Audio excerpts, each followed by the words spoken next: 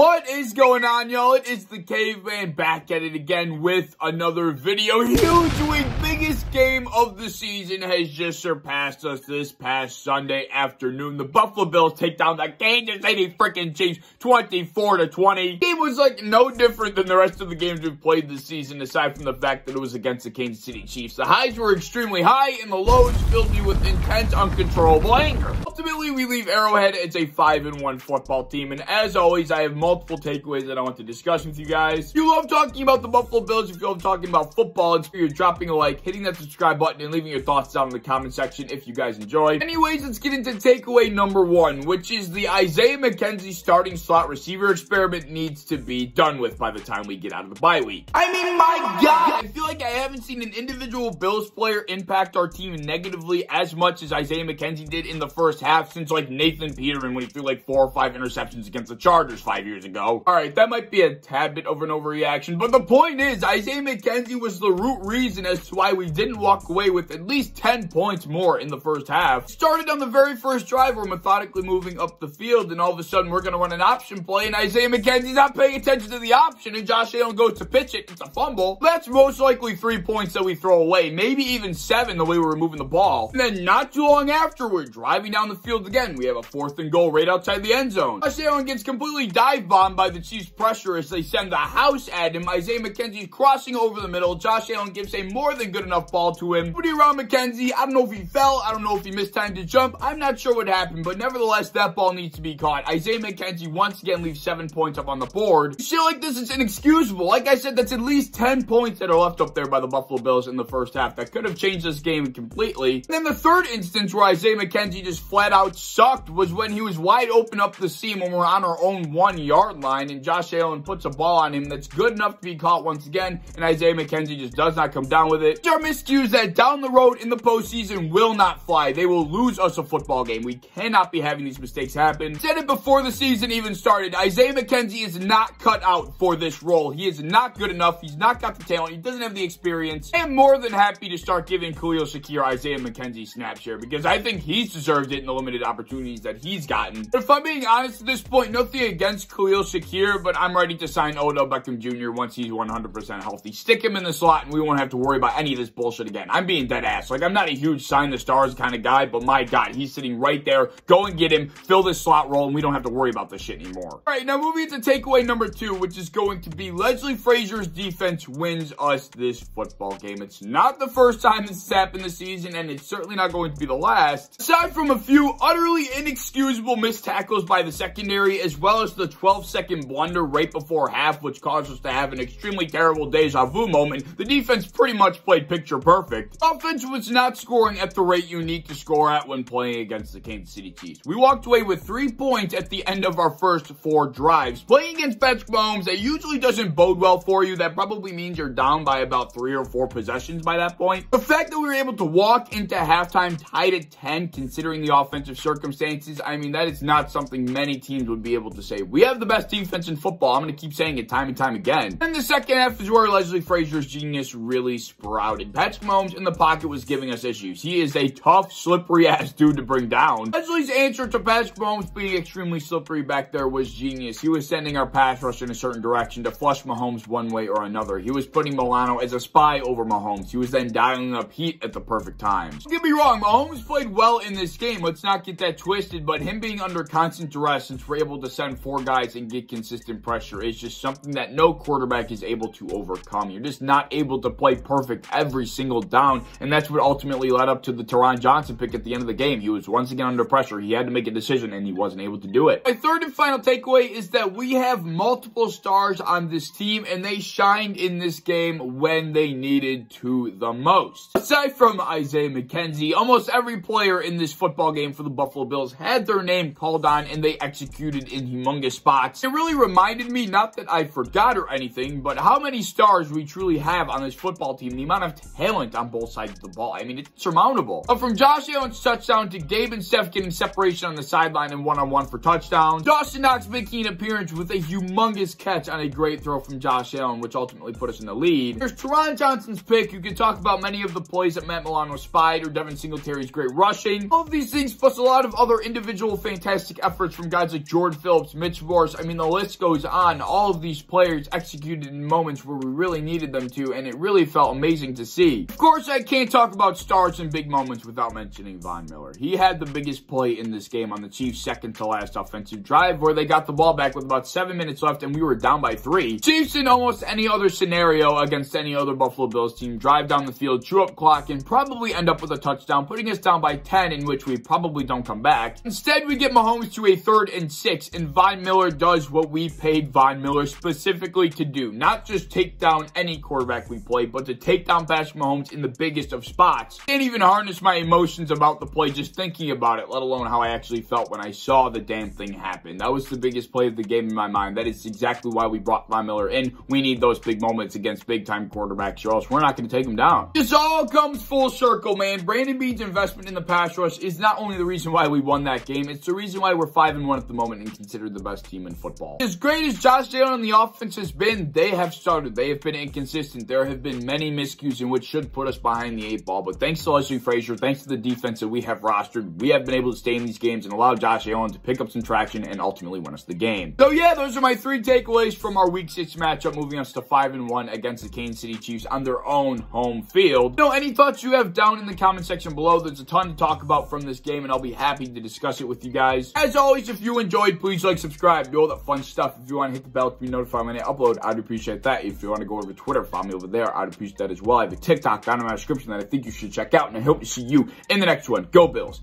Peace.